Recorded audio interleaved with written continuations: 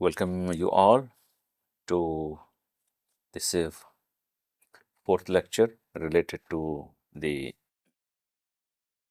sixth week to discuss different aspects of history of Arabic literature. We'll be focusing on Arabic literature during the Ottoman times. Arabic literature as represented by prose, by the genre of prose. When we take into account this genre of prose, we'll be finding that this is divided into several segments. So we have the literary prose, we have lexicography. Literary prose represented the prose or proses of literary nature, chiefly al-insha, at-tarassul, etc. Literary prose, where the style was literary, it was not academic, it was not philosophical, it was not scientific. It was very much literary in nature, using lots of literary devices, al-muhassanat al-lafziyya wal-ma'nawiyya, that is specific figure tools related to figures of speech, etc. In lexicography or al-mu'jamiyya, al-mu'ajim, dictionaries, there were several dictionaries, very prominent dictionaries that had come into existence, that were codified during this period. In social sciences, that is the political sciences, the sociological sciences, sociology, history of sciences, history of the authors, the scholars and their books, etc. Alongside the sciences, the proper sciences, as we'll be having encyclopedias, the war machines and the strategic studies. So prose during the Ottoman as well as the chiefly the Mamluk period, because we have already seen that, and we must keep that in mind, that when we talk about the Ottomans and the Ottoman period in relation to Arabic language and literature, we eventually focus on a small segment of time and geographic region, not representing all of the Ottoman areas and Ottoman era. And this is represented by the Mamluk periods, the Burjian and the Bahrain and the Burjian. Because Bahrain, of course, as we have seen, these are the two phases. So we'll be having lots of the writers like Taqiyuddin al-Maqrizi, who was a historian in the domain of history. His Al-Mu'az wal-I'tibar بذكر الخطط والآثار is one of the very foremost examples. السلوك لمعرفة دول الملوك، إغاثة الأمة بكشف الغمة are the other books, very significant books, monumental books written by, especially his Khitat al-Maqrizi is a monumental work of history. It's actually sort of encyclopedia, so it's also considered one of the examples of the encyclopedic literature we're finding during the Mamluk period. Al-Qalqashandi, again, Subh al-Asha fi Sina'at al-Insha. Subh al-Asha, this one, fi Sina'at al-Insha.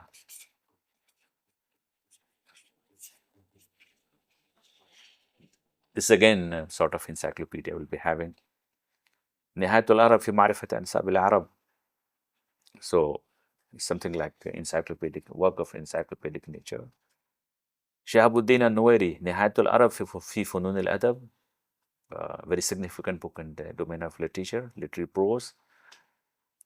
And Ibn Kathir, Allama Ibn Kathir, Ismail ibn Umar ibn Kathir, great commentator, historian and scholar of Islam. His Tafsir ibn Kathir, Al-Bidayah wa Nihaya, a very significant book in history. Ibn Khallikan, the celebrated historian Ibn Khallikan, Wafiyatul Ayan wa Amba'u Abna'i al-Zaman, Jalaluddin al-Sayyuti, with around 350 books approximately. So his الإتقان في علوم القرآن, المزل في علوم اللغة, حسن المحاضرة في تاريخ مصر والقاهرة, etc. Among many other books. He was a polymath who had so many books, more than 300 books have been attributed to him. So Ibn Manzur, his Lisan al-Arab, the foremost example of it. Rather, this is the biggest dictionary, Arabic dictionary till date, Lisan al-Arab. So it was a product of this, the work dates back to the Ottoman period. Ibn Manzur. Shihabuddin al-Nuwairi, Nihayatul Arab fi Funun al-Adab, very significant book. It's a massive 33-volume encyclopedia covering cosmology, history, geography, and culture. And it actually represents the foremost example of the Mamluk encyclopedic works or encyclopedism. Ibn Khaldun's Muqaddimah. So, his Muqaddimah also Ibn Khaldun, Al-Allama Ibn Khaldun. So, whether it was Ibn Khallikan or Ibn Khaldun, they represented that period. So, actually, the fact is that in the domain of chiefly the prose and history, chiefly history, the historical prose, and also scientific prose related to engineering, some specific branches of engineering and technology. This prose holds a very significant position. So, when it is said that the Mamluk period or the Ottoman period, during the Ottoman period, there was less genuine or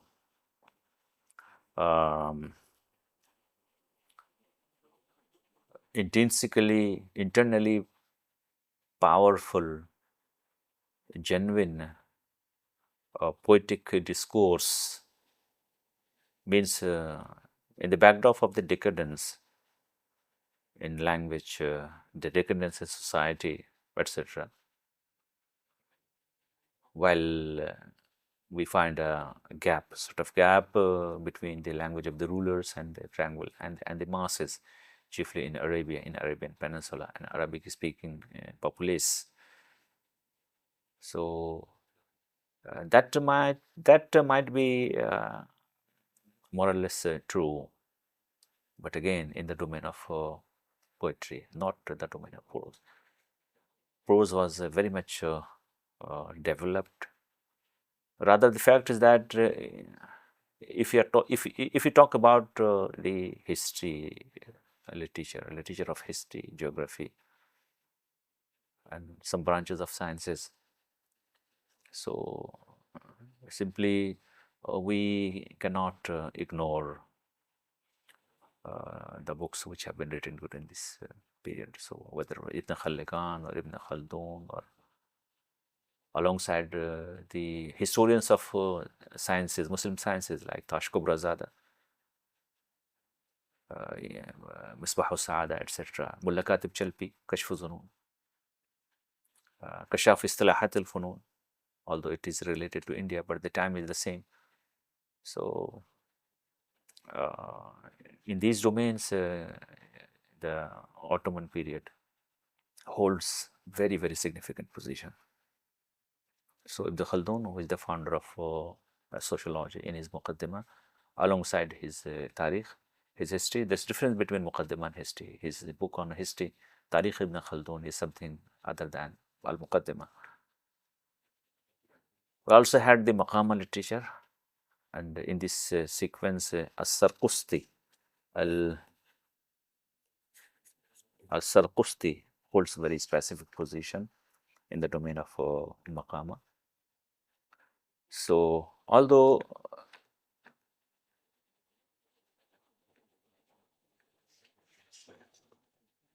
among the persons will be having that's Muhibbi, Tarikhul Muhibbi, alongside Al-Amali, خلاصة الأثر في أعيان القرن الحادي عشر، حصة على ديوان المتنبي، نفحة الريحانة، ورشحة طلاء الخانة, among other books.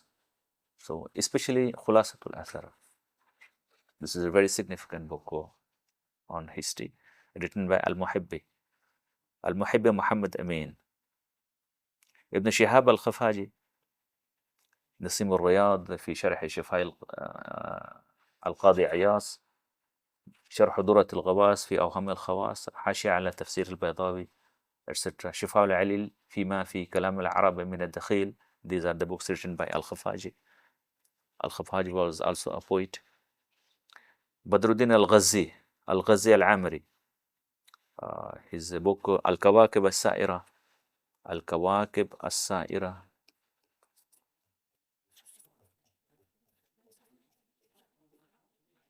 ببيان المئة العشرة، ببيان المئة العشرة. One of the very significant books on history. So it was again very much significant. Mustafa Haji Khalifa, كشف الظنون. We'll be returning to it later on. طاش كبرى زادة، مفتاح السعادة. محمد علي التانوي or على التانوي، كشاف اصطلاحات الفنون. قطب الدين النهروالي, his books on history. and المقري التلمساني، المقري التلمساني، نفح الطيب، نفخ الطيب. الميداني عبد الرزاق ابن البيطار الميداني، حلية البشر في تاريخ القرن الثالث عشر. مصطفى نعيمة روضة الحسين في خلاصة أخبار الخافقين among the other things. So we'll be having in the domain of prose, the historical, the scientific prose during the Ottoman period. Ibn Kamal Pasha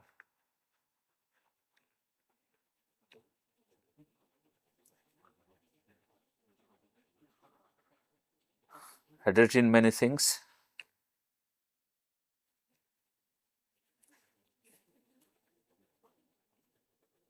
Like طبقات المجتهدين، طبقات الفقهاء، طبقات المجتهدين، مجموعة رسائل، رسالة في الكلمات العربية، تاريخ آل عثمان، بالإضافة إلى قصص منها قصة يوسف وزليخة وما إلى ذلك. فابن كمال باشا كان من كبار المؤلفين في هذا العصر. هذا الذي رأيناه في الحقيقة هو يعني من كتاب جهانما، من كتاب جهانما لكاتب شلبي، مصطفى كاتب شلبي، يعني الذي ألف كتاب هو الذي يعني هو معروف لكتاب المعروف في تاريخ العلوم والفنون. فبالإضافة إلى ذلك له هذا يرجع الفضل إليه في إيراد يعني هذه الخريطة للجغرافيا في العالم كله، يعني Universal Geography.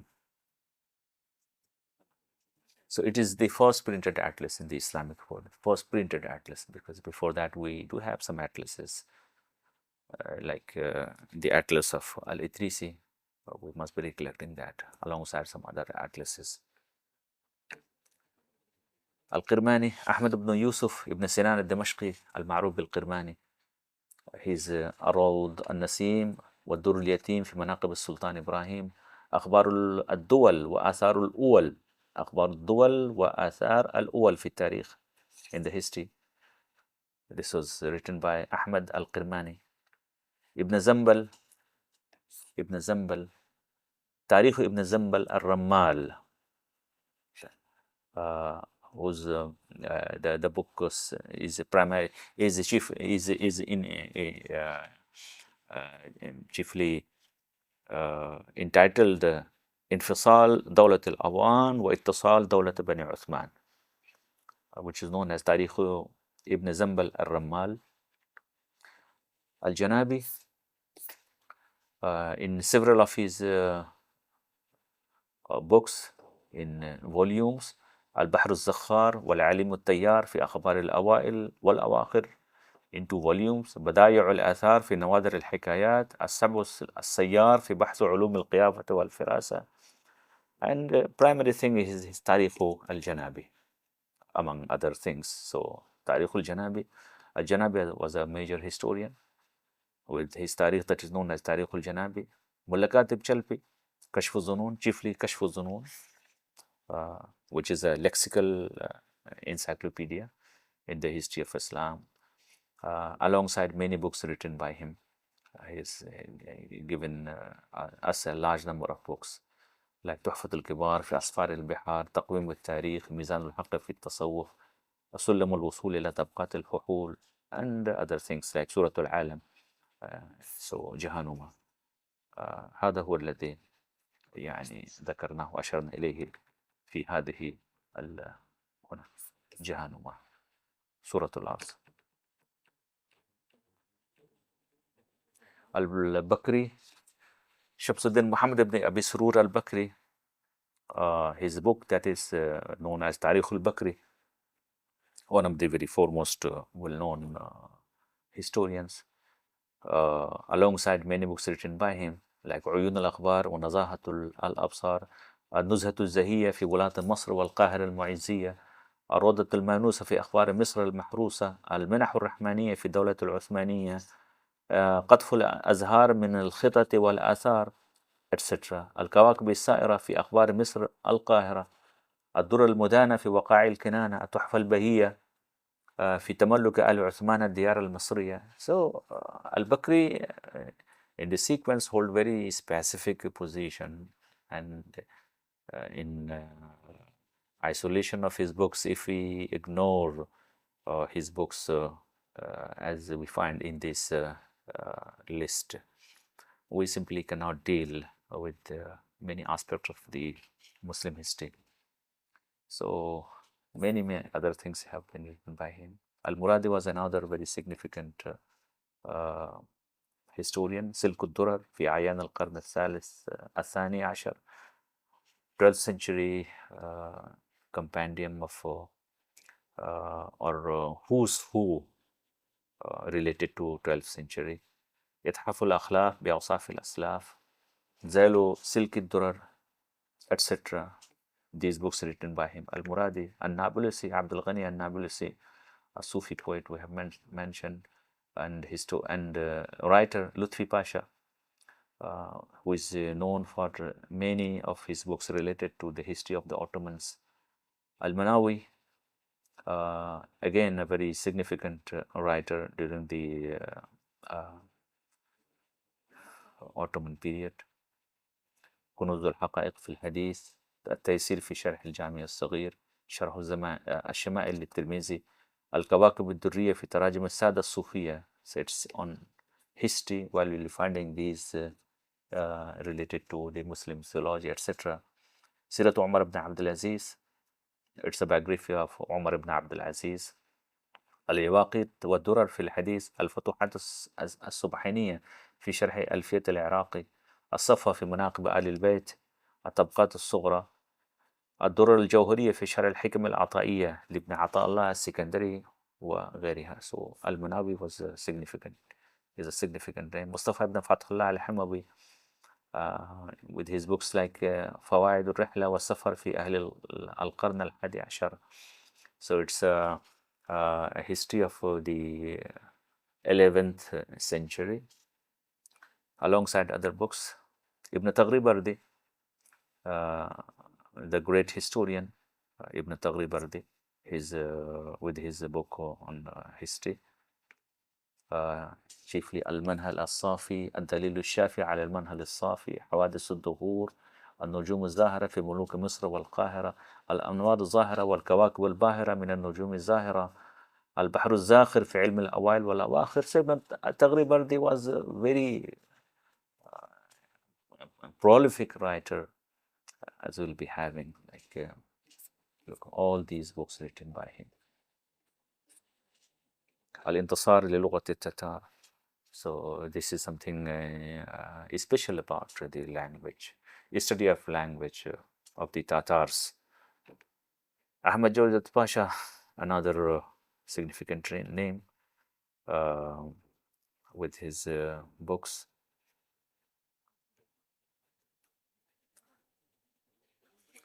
like خلاصة البيان في جمع القرآن، تعليقات على الشافعي في النحو، آداب السداد، تقويم الأدوار وغيرها. فطبعا هو كان من كبار المؤلفين من هذا العصر، خاصة بالنسبة لتاريخ وقائع الدولة العثمانية. So he had contributed chiefly the history of the Ottoman Empire. إبراهيم بيك ابن نجم الدين ابن إياس الأسود، ذخائر لبنان، الرحلة الإمبراطورية في المماليك العثمانية، دليل لبنان، التحفة اللبنانية في قواعد اللغة العثمانية. So he was one of the foremost persons from Lebanon who have dealt with several aspects of the Ottoman Empire, the Ottoman history, etc. يوحنا أفندي أبكاريوس with his books like التحفة الأنسية في النوادر النفسية، قاموس إنجليزي عربي، قطف الزهور في تاريخ الدهور، alongside نزهة الخواطر. So this نزهة الخواطر was not written by Abdul Hayy al-Hassani from India, so really finding that it was written by him, by Yohanna Afendi Abkarios, who died in the year 1832. Yusuf Far'oun, with all his books، التوضيح لألفاظ التشريح البيطري، تحفة الرياض في كليات الأمراض، التحفة الفاخرة في هيئة الأعضاء الظاهرة، نزهة الأنام في التشريح العام، الكنز المختار في كشف الأراضي والبحار، غاية المرام في الأدبية والأسقام، etc. written by Yusuf Far'oun. حنانية المنير was again a significant name, alongside others like Luthi Pasha ibn Mu'in al-Albani, Mustafa Ali al-Qalipoli, Hassan Kafi al-Aqhisari. We have already seen Mulla Katib Chalapi, Hussein Afendi Arumi, Al-Ma'ruf Hazar Fan, Kochibek, Ibrahim Mutafarriqa. The significance of Ibrahim Mutafarriqa, and with this we'll be concluding this lecture. He is credited with bringing the first